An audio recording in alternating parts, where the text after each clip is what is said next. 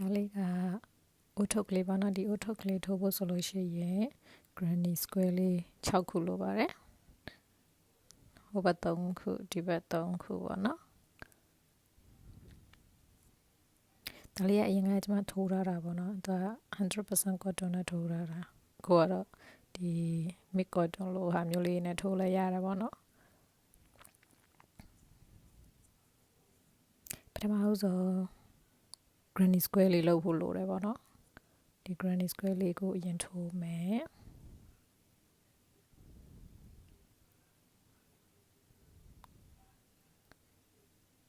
granny square လေးထိုးဖို့ဆိုလို့ရှိရင် magic ring လေးအရင်လုပ်ဖို့လိုတယ်ပေါ့နော်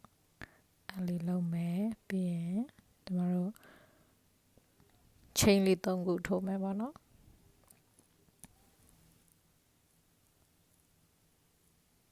chain လေး3ခု1 2 3အဲ့ပြီးလို့ရှိရင်ဒီ green ကလေးထဲမှာတိုင်ရှည်လေး17တိုင်ထိုးမယ်ပေါ့နော်ဒီ chain 3ခုတိုင်ကလေးနဲ့ပေါင်းလို့ရှိရင် total 12တိုင်ရှိမယ်ပေါ့နော်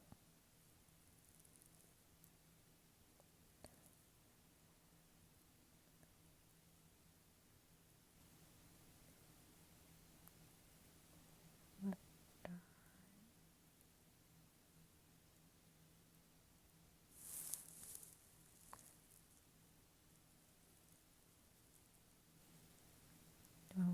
2 3 4 5 6 9 10 11 12 12တိုင်ပြီးသွားရင်ဒီကြိုးကလေးကိုဆွဲလိုက်မယ်ပေါ့နော်ဆွဲဆုပ်လိုက်ရင်ဒါကိုအလဲကပန်းရဲ့ဝတ်ဆံကလေးရသွားမယ်ပေါ့နော်ပြီးလို့ရှိရင်ကျမတို့ကဒီပထမဆုံးစခဲ့တဲ့ဒီဖွတ်မီ3ခုရဲ့ထိတ်ဆုံးကလေးမှာ slip stitch လေးနဲ့တွားပြီးတော့ဆက်လိုက်မယ်ပေါ့နော်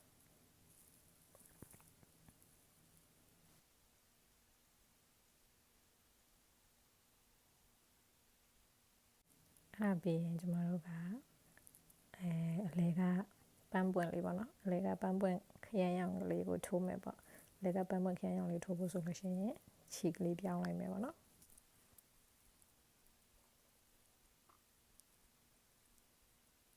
ပြောင်းတဲ့ခါကျရင်လေကျမတို့ဟိုလိုမျိုးကြီးခြေကိုပထမတစ်ခုထိုးထားခဲ့တဲ့အဲ့ဒီနောက်ဆုံးအနေရာကလေးကနေပြန်ယူလိုက်ပေါ့နော်ခြေအစ်ပြောင်းမယ်အဲ့ဒါလေးနည်းနည်းလေးတတရရပိုရှိလာတော့ဟိုကိုစင်ပြတယ်လို့တော့ထိုးလို့ရပါတယ်ပြီးရင်ဖွင့်မီ3ခုထိုးမယ်ပေါ့နော်1 2 3ပြီးရင်ပွင့်ဖက်ကလေးတွေထိုးဖို့ကိုဒီခုနကဖွင့်မီထိုးခဲ့တဲ့အပေါက်ထဲမှာပဲပြန်ပြီးတော့ပွင့်ဖက်ကလေးထိုးဖို့အတွက်အဲ့အပေါက်ထဲမှာပဲပြန်ယူမယ်ပေါ့နော်အဲ့အပေါက်တူတူထဲမှာပဲပြန်ယူမယ်ပြီးရင်သူတိုင်ရှည်ပဲပေါ့နော်တိုင်ရှည်ဆိုပေမဲ့ကျမတို့ကတိုင်ရှည်လိုမျိုးအကုန်လုံးမထုတ်လိုက်ဘူးအရှည်ဆုံး2ခုအရင်ထုတ်မယ်ပြီးရင်နှစ်ချောင်းကြံနေမယ်ပေါ့နော်ဟုတ်မှာနှစ်ချောင်းကြံမယ်ပြီးရင်နောက်ထပ်ယူမယ်ယူပြီးတော့အရှည်ဆုံးက2ခုကိုအရင်ထုတ်မယ်ပြီးရင်ကျမတို့ဟိုဟာလေးမှာ3ခုကြံတယ်ပေါ့နော်အဲ့3ခုစလုံးတစ်ပြိုင်တည်းထုတ်လိုက်မယ်ပြီးရင်ဖွင့်မီလေး3ခုထပ်ထိုးမယ်ပေါ့နော်ဖွင့်မီလေး3ခုထပ်ထိုးပြီးတော့နောက်ထပ်ပွင့်ပတ်လေးတစ်ခုကိုထပ်လုပ်မယ်ပေါ့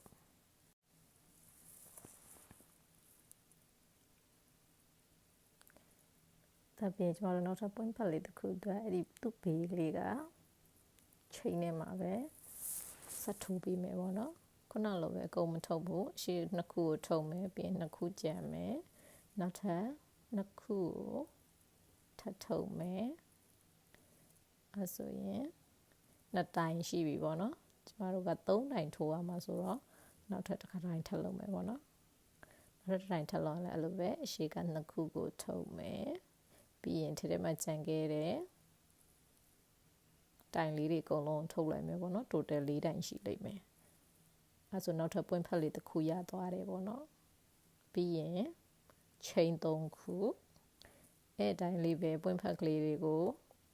chain တစ်ခုစီမှာပွင့်ဖက်လေးတွေထည့်တယ်ပြီးလို့ရှိရင်3တိုင်နဲ့ပွင့်ဖက်လေးတစ်ခုထည့်သွားပြီးရင် total 12ခုရတယ်ပေါ့နော်ကျွန်တော်ထိုးလာခဲ့တာ12ခုရသွားရင်နောက်ထပ် chain 3ခုထိုးပြီးတော့ပထမဆုံးစခဲ့တဲ့ ပွင့်ဖက်ကလေးမှာကျမတို့သွားပြီးတော့ slip stitch လေးနဲ့ချိတ်လိုက်မယ်ပေါ့နော်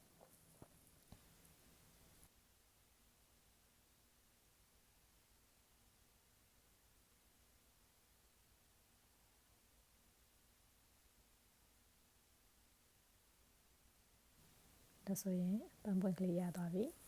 ပန်းပွင့်ကလေးရသွားရင်ပန်းပွင့်ကလေးပေါ်ဖို့အတွက်အပေါ်ကနေတောက်ကလေးတွေပါတဲ့တိုင်ရှည်လေးတွေထပ်ထိုးမယ်ပေါ့နော်ဖြတ်လိုက်မယ်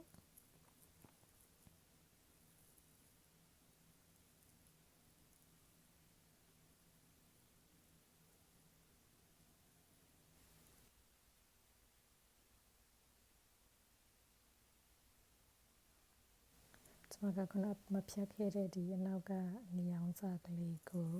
ပြန်သုံးမှာမလို့မဖြတ်ခဲ့တာပေါ့နော်ခဏအပြီးရင်chain လေး3ခုထိုးမယ်ပြီးရင်အဲ့အပေါက်ထဲမှာပဲတိုင်ရှည်လေး2တိုင်ထပ်ထိုးမယ် chain ထိုးရတဲ့ဟာနဲ့ပေါင်းရင် total 3တိုင်ပေါ့နော်3တိုင်ပြီးရင်တောက်ကလေးတစ်ခုထည့်မှာဖြစ်တဲ့အတွက်တောက်ကလေးဖြစ်ဖို့ဆိုရင်နောက်ထပ် chain လေး2ခုထပ်ယူလိုက်မယ်နော် chain လေး2ခုယူပြီးသွားရင်အဲ့ဒီအပေါက်ထဲမှာပဲကျမတို့ကပြန်ပြီးတော့တိုင်ရှည်လေး3တိုင်ထပ်ထိုးမယ်ပေါ့နော်အဲ့ဒါဆိုရင်တောက်ကလေးဖြစ်သွားမယ်2တ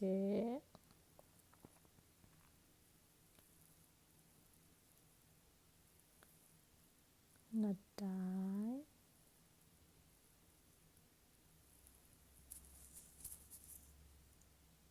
3တိုင်ပေါ့နော်အဲဆိုရင်တောက်ကလေးတစ်ခုဖြစ်သွားပြီတောက်ကတိုတယ်4ခုရှိမယ်ပေါ့နော်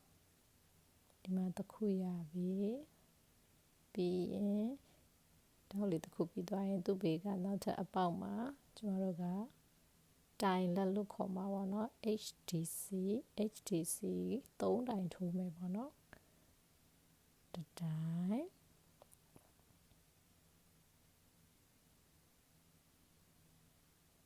2တိုင်3တိုင်အပြီးရင်နောက်ထပ်သူ့ဘေးနာကအပေါက်ထဲမှာလည်း3တိုင်ထပ်ထိုးမယ်ပေါ့နော် HDC ပဲ3တိုင်ထိုးမယ်တိုင်လက်ပေါ့နော်2တိုင်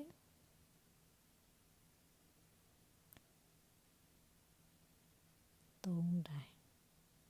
အဲဆိုရင်နောက်ထပ်တောက်ကလေးတစ်ခုထပ်လုပ်မယ်ပေါ့နော်နောက်ထပ်တောက်ကလေးတစ်ခုထပ်လုပ်ဖို့အဲ့သူဘေးကအပေါက်ထဲမှာကျမတို့ကတိုင်ရှည်3တိုင်2ခုထိုးမယ်အလယ်မှာဖွင့်ပြီး2ခုချမယ်ပေါ့နော်အဲ့တော့တိုင်ရှည်1တိုင်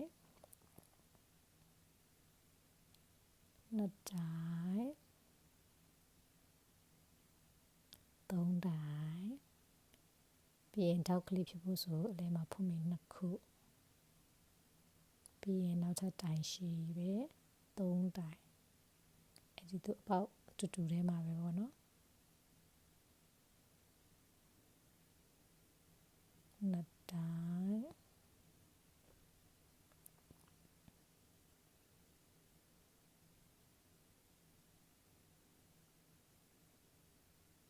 ဒါနဲ့ဆိုရင်3တိုင်အဲဆိုတော့နောက်ထပ်တောက်တစ်ခုထပ်ထွက်သွားပြီပေါ့နော်တောက်2ခုရသွားပြီပေါ့အဲ့ဒါပြီးလို့ရှိရင်ခုနလိုပဲဘေးနာကအပေါက်ထဲမှာတိုင်လက်3တိုင်ထိုးမယ်ပေါ့နော်1တိုင်2တိုင်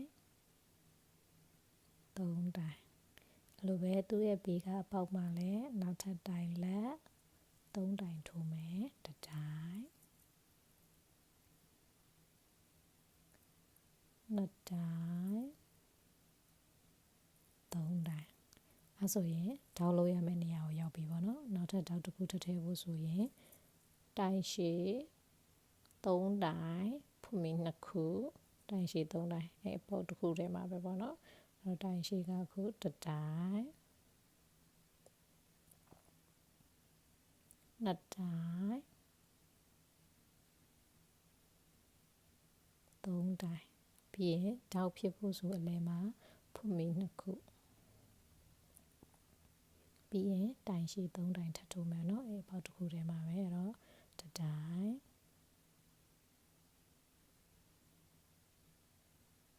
နှစ်တိုင်3တိုင်အဲ့ဆိုရင်တောင်းကလေးက3ခုဖြစ်သွားပြီပေါ့နော်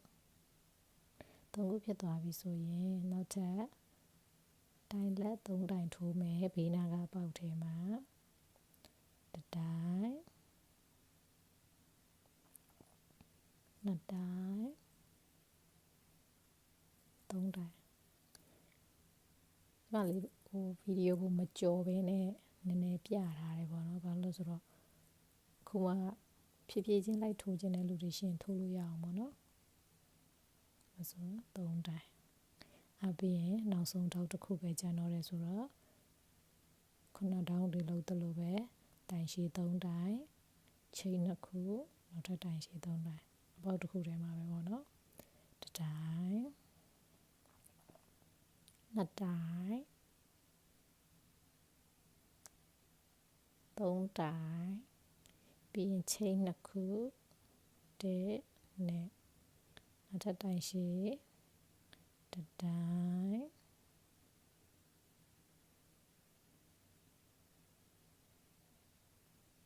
ဒါနဲ့ဆို2တိုင်3တိုင်အဲ့ဆိုတော့ဒေါင်းလုပ်ပြီးသွားရင်အလဲမှာတိုင်လက်3တိုင်3တိုင်နဲ့2ခုထိုးမယ်ပေါ့နော်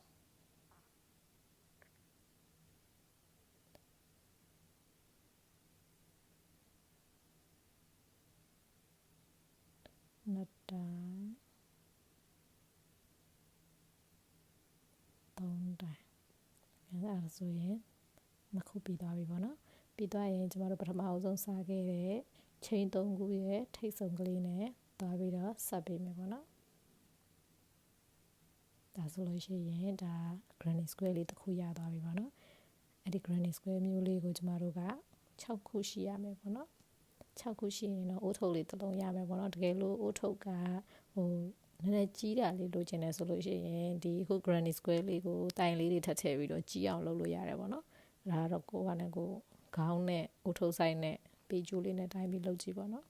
ကျမတို့ခေါင်းဆိုင်နဲ့ကျမလုပ်ထားတာဆိုတော့ပြီးရင်ဒီ granny square 6ခုကိုအဝိုင်းလေးဖြစ်အောင်လို့ကျမတို့ကဆက်မယ်ပေါ့နော်ဆက်တာတော့ကိုအဆင်ပြေတဲ့နေနဲ့ဆက်လို့ရတယ်ပေါ့နော်ဆက်နေတွေလည်းအများကြီးရှိတယ်ဆိုတော့ဟိုကိုစိတ်ကြိုက်ဆက်လို့ရတယ်ကိုဆက်တတ်တယ်လို့ဆက်လို့ရတယ်ကျမကတော့ဒီအခလေးနဲ့ချုပ်ရတာကိုပိုကြိုက်တယ်ပေါ့နော်မျိုးလုံးထဲမှာနည်းနည်းလေးပို့ပြီးတော့တည်တတ်တာထက်ကိုကြိုက်တာပေါ့ဆက်တာတော့ကိုအဆင်ပြေတယ်လို့ဆက်ပါ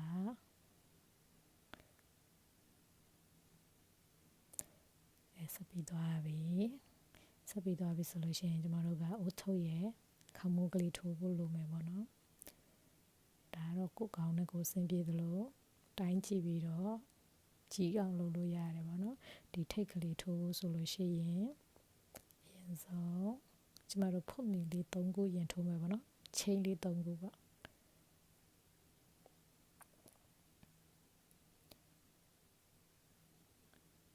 ချိန်လေး3ခုထိုးမယ်1 2 3ပြီးရင်ပထမအဆုံးချိန်ကလေးမှာသွားပြီးတော့ slip stitch လေးနဲ့သွားဆက်မယ်ပေါ့နော်ဒီကဟိုအဝိုင်းလေးပေါ့အဝိုင်းလေးတစ်ခုဖြစ်သွားအောင်ပေါ့ပြီးရင်အဝိုင်းလေးထဲမှာကျမတို့ကတိုင်ရှည်လေးတွေထိုးမှာပေါ့နော်အဲ့တော့တိုင်ရှည်လေးထိုးဖို့ဆိုချိန်3ခုလောက်ကမယ်1နဲ့ပြီးရင်အဲ့ထဲမှာကျမတို့ကတိုင်ရှည်7တိုင်ထိုးမယ်ပေါ့နော်ချိန်3ခုလောက်ထားတဲ့တိုင်ကလေးနဲ့ပေါင်းရင် total 12တိုင်ရှိမယ်ပေါ့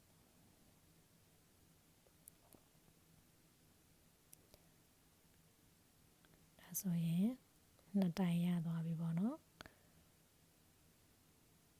အလုံးပေါင်း12တိုင်ထိုးပြီနော်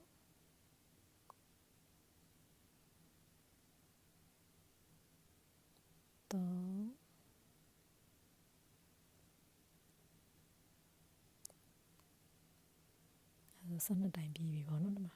1 2 3 4 5 6 9 10 11 12ပြီးရင်ပထမဆုံးတိုင်ကလေးရဲ့ထိတ်ဆုံးကလေးနဲ့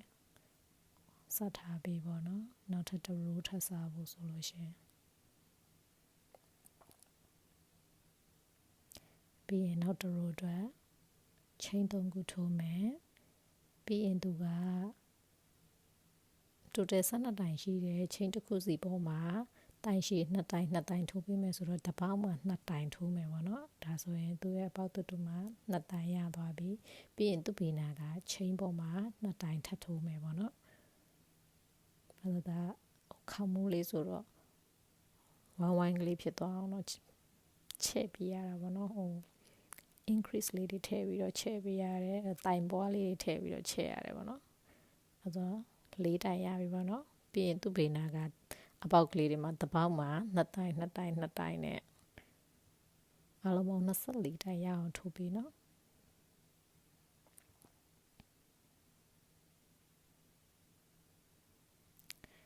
ထိုးလာခဲ့တာ24တိုင်ပြည့်သွားရင်နောက်ထပ်တစ်ရိုးစားဖို့ဆိုရင်ပထမဆုံးစားခဲ့တဲ့နေရာမှာပြန်ပြီးတော့ချိတ်ပြီးပဲပေါ့နော်3ခုမြောက်မှာchain 3ခုမြောက်မှာသွားပြီးတော့ slip stitch လေးနဲ့ဆက်မယ်ပြီးရင်နောက်တစ်ရိုးစားဖို့အတွက်တိုင်ရှည်ဆိုတော့ chain 3ခုထိုးမယ်ပေါ့နော်1 2 3ပြီးရင်သူက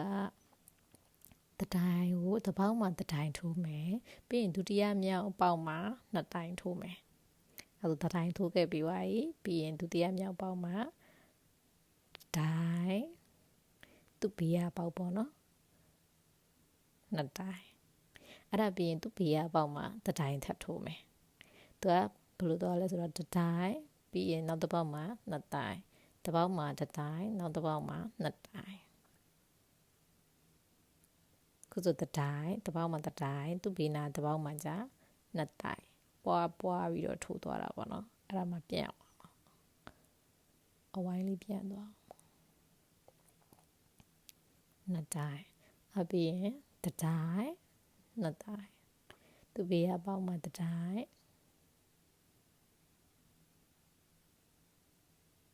ပြီးရင်ဘေးနာပေါက်မှာ2တိုင်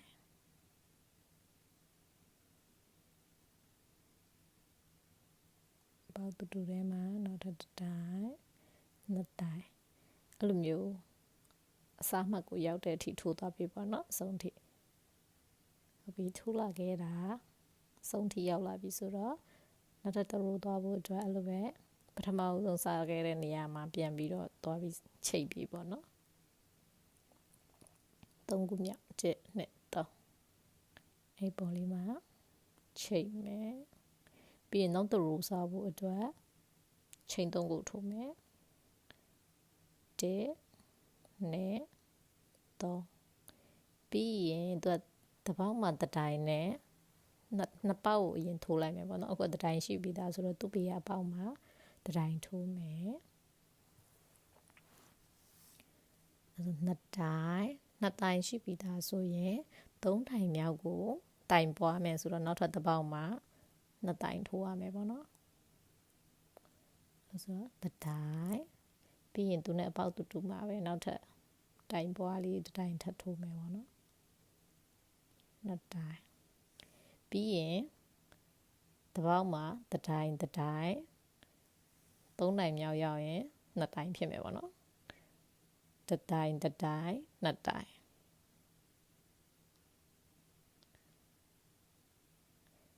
တစ်တိုင်2တိုင်ဆိုတော့နောက်တစ်ပေါက်မှာ2တိုင်တစ်တိုင်ပြီးရင်အဲ့ပေါက်ထဲမှာပဲနောက်တစ်တိုင်ဆိုတော့2တိုင်အဲ့လိုဆိုတော့တစ်တိုင်2တိုင်အတိုင်လေးဆက်ထိုးပြီနော်ဘေးရတော့မှာတစ်တိုင်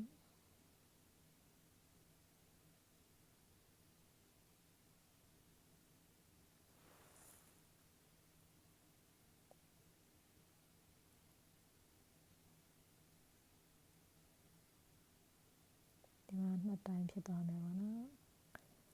အတိုင်လေးကို ဆောက်မှတ်ကိုပြန်ရောက်တဲ့အထိတောက်လျှောက်လေးထိုးရပြပါနော်တစ်တိုင်းတစ်တိုင်းနှစ်တိုင်းတစ်တိုင်းတစ်တိုင်းနှစ်တိုင်းနဲ့ထိုးလာခဲ့တာဆုံးရောက်သွားပြီဆိုတော့ဒါကတူတဲ့နဲ့တူတယ်ဆိုလို့ရှိရင်48တိုင်းရှိတယ်ပေါ့နော်ပြီးရင်နောက်ထပ်တစ်ရိုးထပ်သွားမယ်ဆိုတော့သူတို့ချိတ်ပြီးလိုက်ပေါ့နော်တဲ့နဲ့3ခုမြောက်မှာပေါ့3ခုမြောက်မှာချိတ်မယ်ချိန်3ခုမှာချိတ်ပြီးရင်နောက်ထပ်ချိန်3ခုထပ်ထိုးမယ်နောက်တစ်ရိုးသွားဖို့အတွက်တဲ့နဲ့3အပြီးရင်သူ့ဘေးနာကအပေါက်မှာတိုင်းထိုးမယ်ဒီခါကျတော့တိုင်းတိုင်း3တိုင်ကိုတစ်ပေါက်မှာထိုးမယ်4ပေါက်မြောက်ကြလို့ရှိရင်2တိုင်ဖြစ်မယ်ပေါ့နော်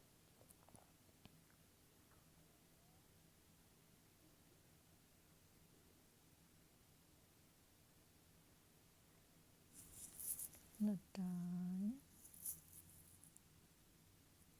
ဘေးနာကပေါက်မှာပဲ1တိုင်3တိုင်ပြီးရင်ဘေးနာကပေါက်မှာပဲ1တိုင်ထပ်တိုးမယ်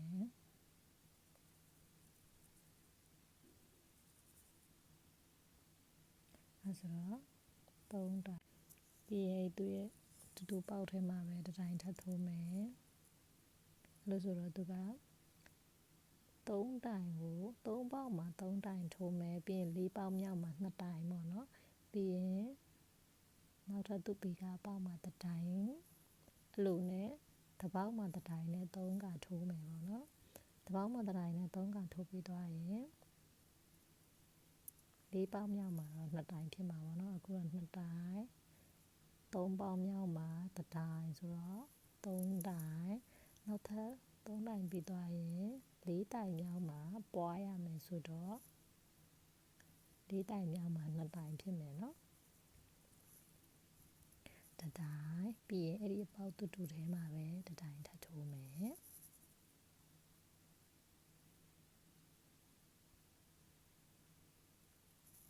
အဲ့လိုနဲ့ထိုးရပြီပေါ့နော်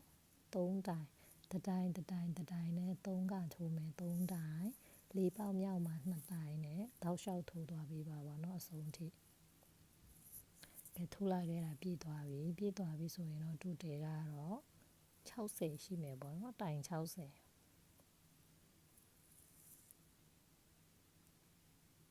5ရိုးမြောက်ပေါ့5ရိုးမြောက်ပြီးသွားရင်သွားဆက်ပြီးတော့နောက်ထပ်တစ်ရိုးထပ်ဆမယ်ဆိုတော့ဆက်ပြီးရင်ချိန်လေး3ခုထပ်ထိုးမယ်2ခု3ခုအပြီးရင်သူ့ဘေးနာကပေါက်မှာတိုင်ရှိတိုင်ထိုးမယ်ခုနကတော့3တိုင်တောက်လျှောက်ထိုးပြီးမှ4တိုင်မြောက်မှာပွားမယ်ခုကကြတော့4တိုင်တောက်လျှောက်ထိုးမယ်5တိုင်မြောက်မှာပွားမယ်ပေါ့နော်ဆိုတော့3တိုင်ရှိပြီဒါနဲ့ဆို4တိုင်ပြီးသွားရင်5တိုင်မြောက်မှာပွားမယ်ပေါ့နော်နည်းနည်းသတိထားပြီးတော့ကြည့်လိုက်လို့ရှိရင်လေသူကပွားထားတဲ့တိုင်နှစ်ခုရဲ့ကြားထဲမှာပြန်ပွားရတဲ့ပုံစံမျိုးလေးရှိတယ်ပေါ့နော်ရီလာခဲ့ရင်လည်းမှားလားသိချင်လို့ရှိရင်ဒီတစ်ချက်လိုလေးတိုက်ကြည့်လို့ရတယ်ပေါ့နော်တစ်ခါလေကြာရင်ရင်နဲ့မေ့သွားတတ်တယ်ပေါ့နော်ကျမတို့အဲ့လိုတိုက်ကြည့်တယ်4တိုင်ထိုးမယ်ပြီးရင်5တိုင်မြောက်မှာပွားမယ်ညာတော့အဖြစ်ပွားတဲ့တိုင်ကပွားထားတဲ့အောက်ကပွားထားတဲ့တိုင်နှစ်ခုရဲ့ကြားထဲမှာကျတယ်ပေါ့နော်အဲ့လိုလေးတစ်ချက်တိုက်ကြည့်ပါ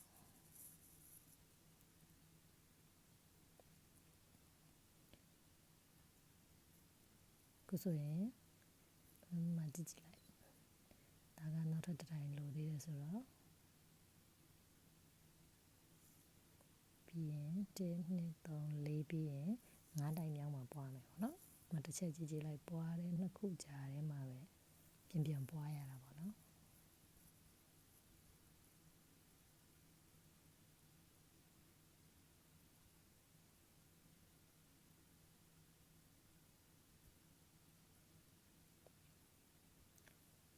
ဆိုရင်အတိုင်းလေးပဲကိုအဆုံးရောက်တဲ့အထိထိုးသွားပြီเนาะ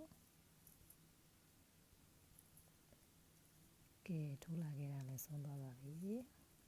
ဆိုလို့ရှိရင်အားလုံးပေါင်းက82တိုင်ရှိတယ်ပေါ့နော်82တိုင်ပြီးသွားရင်ဒါက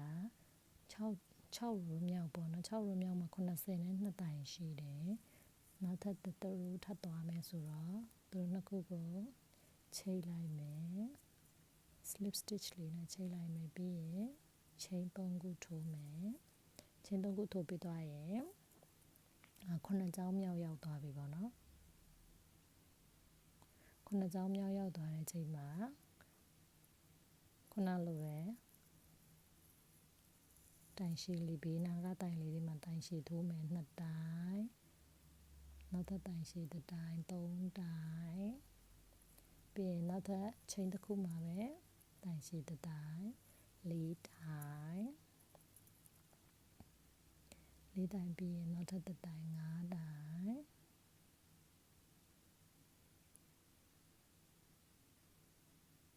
5တိုင်ပြီးရင်6တိုင်မြောက်မှာပွားရမယ်ပေါ့နော်ပြီးရင်အပေါက်တူထဲမှာပဲတစ်တိုင်ထပ်ထိုးမယ်ပေါ့နော်5တိုင်ကိုတစ်ပေါက်ချင်းစီမှာထိုးမယ်ပြီးရင်6တိုင်မြောက်ရောက်လို့ရှိရင်တိုင်ပွားမယ်အဲ့ဒါကိုဆုံးထိထိုးခဲ့ပြီเนาะထိုးလာတာဆုံးသွားပြီပေါ့ဒီမှာဆုံးထိရောက်သွားပြီဆိုရင် slip stitch လေးနဲ့ချိတ်လိုက်တယ်ပေါ့နော်ဒါပြီးရင်တော့ရပြီပေါ့တကယ်လို့ဥထုပ်ကိုစိုက်ကြည့်ရလို့ကျင်တယ်ဆိုရင်တော့တိုင်လေးတွေထပ်ပွားပြီးတော့ထိုးသွားပြီပေါ့နော်ကိုလိုချင်တဲ့ size ရောက်တဲ့အထိကျွန်မကတော့ကိုကောင်းနဲ့ကြိုက်တဲ့ size ပဲဆိုတော့ခုနလိုမြောက်မှာပြီးသွားပြီเนาะပြီးရင်ဆက်မယ်ပေါ့ဆက်ဖို့ဆိုရင်အဲ့ဒီပေါ်ကလေးမှာကျွန်မကတိုင်လက်ကလေးတွေထပ်ထိုးလိုက်တယ်ပေါ့နော်နည်းနည်းဆက်ရအဆင်ပြေသွားရအောင်လို့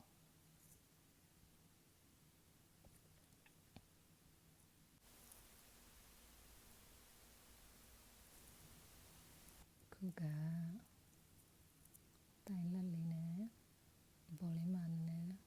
တစ်ချောင်းထပ်သွားပေးမယ်ပေါ့နော်တစ်ရိုးထပ်သွားပေးမယ်ပေါ့လို့ဆိုတော့ဖွင့်မလေး2ခုထိုးမယ်တစ်ခုရှိပြီပေါ့နော်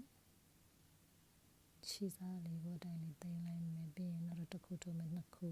ခုရှိပြီဆိုသူ့ဘေးနာကအပေါက်ကို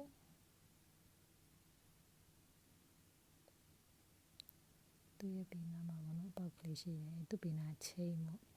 ခုကဟိုပေါက်ကျဲကြီးထဲမှာဖုံးပြီး2ခုထိုးတယ်ပြီးရင်သူ့ဘေးနာက chain ကလေးထဲမှာတိုင်ရှည်ပေါ့နော်ဒီတိုင်ရှည်အပေါ်မှာတိုင်လက်တိုင်ထိုးမယ်ပေါ့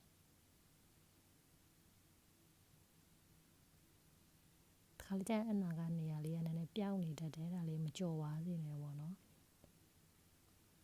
အဲ့ဆိုတော့2တိုင်ဖြစ်သွားတာပေါ့ဟိုဘက်အပေါက်ဒီ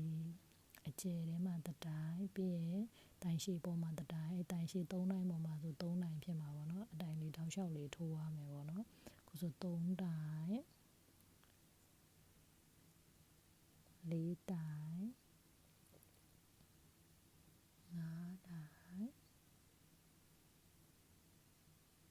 6တိုင်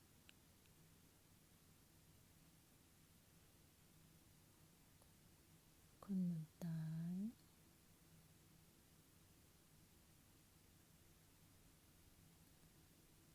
10တိုင်9တိုင်10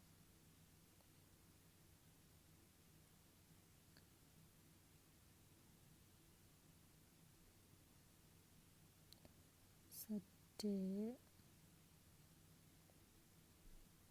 12 13ပြီးရင်ဒီဘေးနာကဒီအကျယ်ကြီးထဲမှာတစ်တိုင်ပဲထိုးမယ်ပေါ့နော်အဲဆိုရင်ဒီအပွင့်တစ်ပွင့်ပေါ်မှာဆိုအားလုံးပေါင်း14တိုင်ရှိတယ်ပြီးရင်ဒီအလဲကိုကြော်လိုက်ပြီးတော့နောက်ထပ်အပေါက်တစ်ပေါက်နောက်ထပ်ဟိုဘက်အပေါက်ကျယ်တွေကိုတော့ပြန်စလိုက်မှာပေါ့နော်မတတိုင်ထိုးမယ်လဲမှာပါမချင်းနေပါမချောင်းเนาะဒီတိုင်းလိုက်မတောက်လျှောက်ဆက်ထိုးမယ်တတိုင်းပြီးရင်တိုင်ရှိချင်းတစ်ခုပေါ်မှာတတိုင်းစီထိုးသွားပေးမယ်ပေါ့နော်သူကအဲ့လိုဆိုဒီအပွင့်တစ်ပွင့်ပေါ်မှာဆိုရင်14တိုင်ရှိရတာလို့ဆို ဒါဆိုလို့ရှိရင်ထိုးတာလေးကိုဆုံးထိပြန်ထိုးခဲ့ပြီပဲเนาะသူပြည့်သွားတဲ့ခါကျရင်သူကတပွင့်ပေါ်မှာ14တိုင်းနဲ့6ပွင့်ရှိတာဆိုတော့အားလုံးပေါင်း84တိုင်းရှိမယ်ပေါ့เนาะအပေါ်ကအဝိုင်းကလေးကလည်း84ဆိုတော့အပေါ်84အောက်84ဆိုတော့ဆက်လို့ရပြီပေါ့เนาะအဲ့တော့ဒါလေးကိုဆုံးတော့ဖို့အတွက် slip stitch လေးနဲ့သွားပြီးတော့ဆက်လိုက်မယ်เนาะပြီးရင်ခြေလေးဖြတ်လိုက်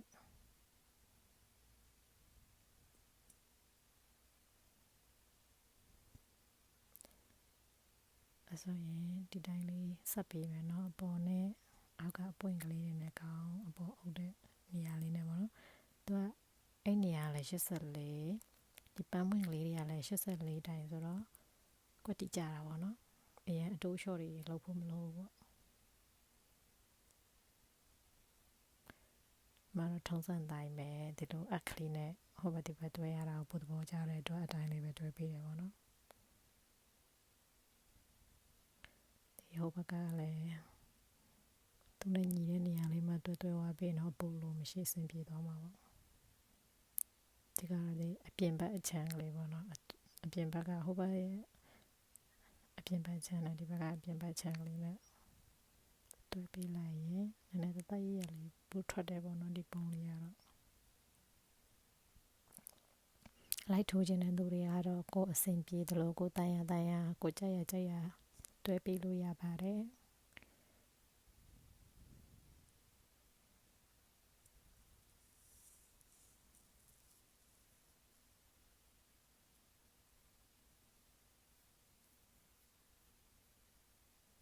အဲ့တော့တောက်လျှောက်လေးတွဲဝါပေးလိုက်နော်အစားနဲ့ဆုံးထိရအောင်နဲ့ညီကလေးဆိုပို့လှရတယ်သူလားပြီးပါပြီဒါကလေးကတော့အပေါ်ပိုင်းလေးရသွားပြီပေါ့နော်အုတ်ထုပ်ကလေးပြင်ချီကလေးတွေဖြတ်ဆရာရှိတဲ့နေရာဖြတ်သိမ်းဆရာရှိတဲ့နေရာသိမ်းနဲ့ကိုခေါင်းဆိုင်ကလည်းကြီးမယ်ဆိုရင်တော့နည်းနည်းလေးပို့ပြီးတော့တိုးပြီးထိုးသွားလို့ရတယ်ပေါ့နော်အဲ့ဒီအပေါ်အကြောင်းကလေးတွေရောပန်းပွင့်ကလေးမှလည်းနည်းနည်းချက်ပြီးတော့ထိုးသွားလို့ရတယ်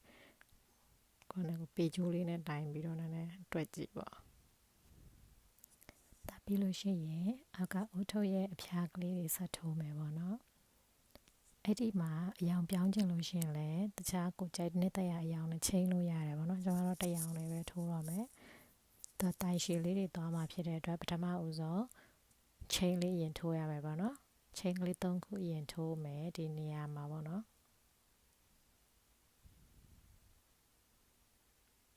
1 2 3အပြင်ဒီသူ့ပင်နာကသူ့နဲ့တူပေါ့ဒီချိန်ထိုးထားတဲ့အပေါက်တူထဲမှာပဲတိုင်ရှည်တိုင်ထိုးမယ်အဲ့ထဲမှာ2တိုင်ဖြစ်သွားမယ်ပေါ့နော်ပြီးရင်သူ့ဘေးနာကချိန်ထဲမှာတိုင်ရှည်တိုင်ထိုးမယ်ချိန်ထဲမှာထိုးမှာပေါ့နော်တိုင်ရှည်တိုင်ပြီးရင်အဲ့သူ့ဘေးကချိန်မှာပဲတိုင်ရှည်တိုင်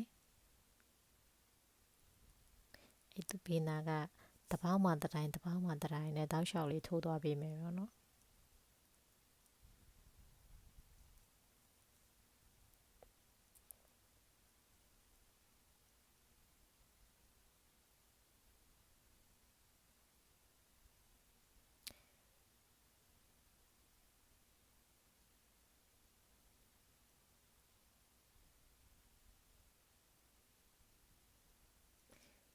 အယောင်ပြောင်းခြင်းနဲ့ဆိုတော့ဒီနေရာလေးမှာစပြောင်းတော့ပို့ပြီးတော့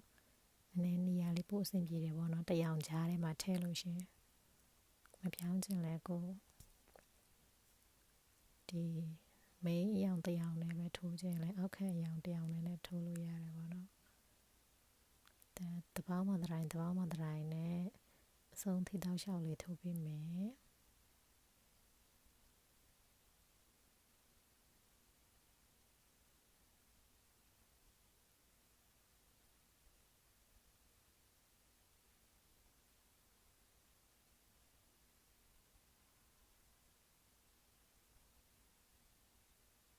ကျွန်မတိုင်နေပန်းနေအနာလေးကနည်းနည်းလေးချီလေးကြံဆက်ထားတဲ့နေရာလေးမဟုတ်လို့ကြံကြိုက်တတ်တယ်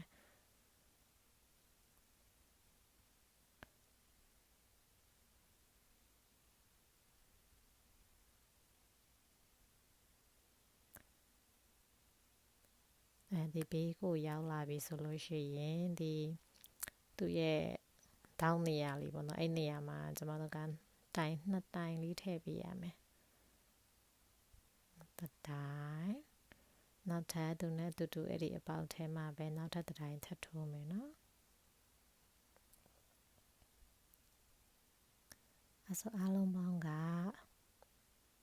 ဒီထဲမှာ2တိုင်ဘေးနှစ်ဖက်မှာ2တိုင်နဲ့အလယ်မှာကတစ်ပေါက်တစ်တိုင်ပေါ့နော်ဒီဘက်မှာထိုးရမယ်ပေါ့နော်တစ်ပေါက်တစ်တိုင်ဘေးနှစ်ဖက်မှာဆိုရင်2တိုင်အလယ်မှာကျတော့တစ်တိုင်နဲ့အဆုံးထိထိုးခဲ့ပေးမယ်ပေါ့နော်ထိုးလာတာအဆုံးထိရောက်သွားပြီဆိုလို့ရှိရင်ကျမတို့ဒီနားလေးမှာပြန်ပြီးတော့ slip stitch လေးနဲ့ဆက်ပေးမယ်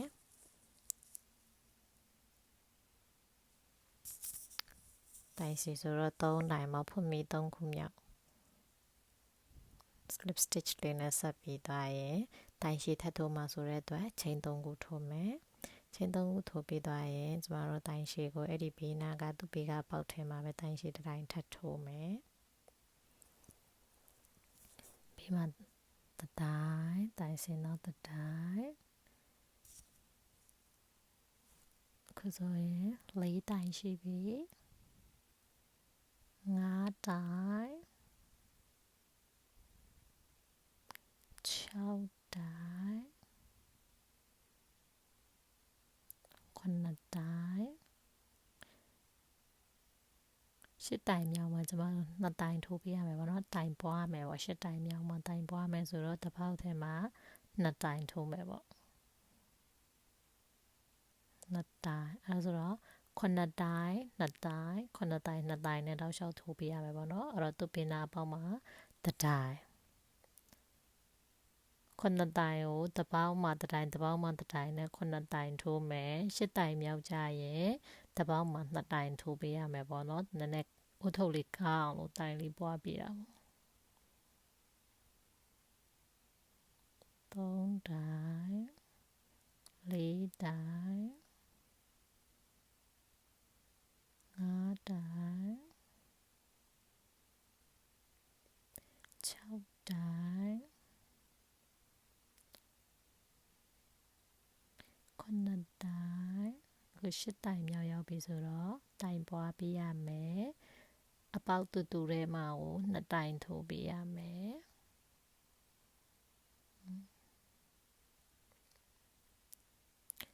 ဟုတ်ပြီနော်အဲ့အတိုင်းလေးတောက်လျှောက်ထိုးရပြီပေါ့နော်9တိုင်တစ်ပေါက်တစ်တိုင်နဲ့9တိုင်ထိုးမယ်8တိုင်မြောက်ရောက်ရင်2တိုင်ထိုးပေးမယ်တော့ပတ်ချလဲလေးအဆုံးရောက်တဲ့အထိထိုးခဲ့ပေးပါနော်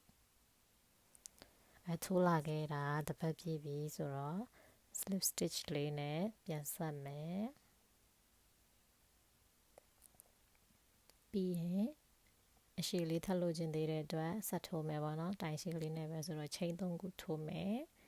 ပြီးရင်တစ်ပေါက်မှာတစ်တိုင်ဒီတစ်ခေါက်ကကျတော့တစ်ပေါက်မှာတစ်တိုင်8တိုင်အထိထိုးမယ်9တိုင်မြောက်မှာတိုင်ပွားလေးထိုးမယ်3တိုင်4တိုင်5တိုင်6တိုင်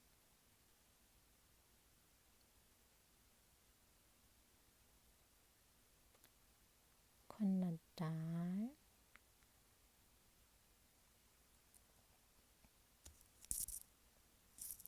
8တိုင်9တိုင်မြောက်မှာတိုင်ပွားလေးထိုးပေးမယ်နော်အဲ့တော့ဒီအပေါက်တူထဲမှာနောက်ထပ်တိုင်ရှည်တစ်တိုင်ထိုးမယ်ဟုတ်ပြီအဲ့ဆိုအတိုင်းလေးတောက်လျှောက်ထိုးခဲ့ပြီပေါ့နော်8တိုင်ကိုတစ်ပေါက်တစ်တိုင်နဲ့8တိုင်ထိုးမယ်9ပေါက်မြောက်ရောက်ရင်တိုင်ပွားလေးထိုးမယ်ဆိုတော့9ပေါက်မြောက်ရောက်ရင်2တိုင်အဲ့ဒါလေးပတ်လဲလေးထိုးခဲ့ပြီပါနော်ကဲထိုးလာခဲ့တာပြည့်သွားတဲ့အတွက်ကျွန်မက slip stitch နဲ့ဆက်လိုက်တယ်အခုအထုပ်လေးကိုဒီထက်နည်းနည်းပို့ပြီးတော့အောက်ရောက်တဲ့ထိကားခြင်းနဲ့ဆိုလို့ရှိရင်အဲ့လိုတိုင်ပွားကိုခုဆိုလို့ရှိရင်8တိုင်ပြီးရင်9တိုင်မြောက်မှာပွားတယ်ထပ်ကားခြင်းရင်9တိုင်ထိုးပြီး10တိုင်မြောက်မှာပွားမယ်ပေါ့နော်ကျွန်မကတော့အရန်ကားတာကြီးမလို့ခြင်းတော့လို့ တတိုင်းမှမပွားပဲနဲ့ဒီတိုင်းတိုင်းရှည်တွေပဲပတ်ချလဲထိုးသွားမယ်ပေါ့နော်အဲ့ဒါမျိုးကိုကျမက2 row အထိဆက်တိုက်ထိုးမယ်ပေါ့ပတ်ချလဲပဲတိုင်ပေါ်တပွားမှတတိုင်းမှမပါပဲနဲ့တိုင်ရှည်တွေပဲတောက်လျှောက်ထိုးသွားမယ်ပေါ့နော်ဘယ်တိုင်ထဲမှာမှ2တိုင်းမထိုးပဲနဲ့တပေါက်တတိုင်းနဲ့ပဲ2 row ထိုးလိုက်တယ်ပေါ့အားလုံး9 row ရှိတယ်9 row မှာနောက်ဆုံး2 row ကကျွန်မတိုင်ပွားမထည့်ထားဘူးပေါ့နော်အလဲပြီးတော့အလဲ2 row ပဲတိုင်လေးပွားထားတယ်ပေါ့တကယ်လို့အိုးထုတ်ကိုကားကျင်တယ်ဆိုလို့ရှိရင်တော့ဆက်ပြီးတော့တိုင်ပွားလေးတွေထိုးပွားပြီးကားသွားလို့ရတယ်ပေါ့နော်ကျွန်မကတော့အရန်ကားတိုင်းမလို့ချင်လို့မပွားလိုက်တော့ပါဘူးအဲဆိုဒီကိုထုတ်ကလေးပြီးပြီပေါ့နော်ကဲလို့တခြားအယောင်ကလေးတွေနဲ့ကြာရင်လည်းတခြားအယောင်ကလေးတွေနဲ့ဆက်ထိုးကြည့်ပါအယောင်ဆက်ကလေးတွေလည်းရမ်းလှပါတယ်တကယ်ချင်းတချို့ကတော့တရောင်းစားအုပ်ထုတ်လို့ခေါ်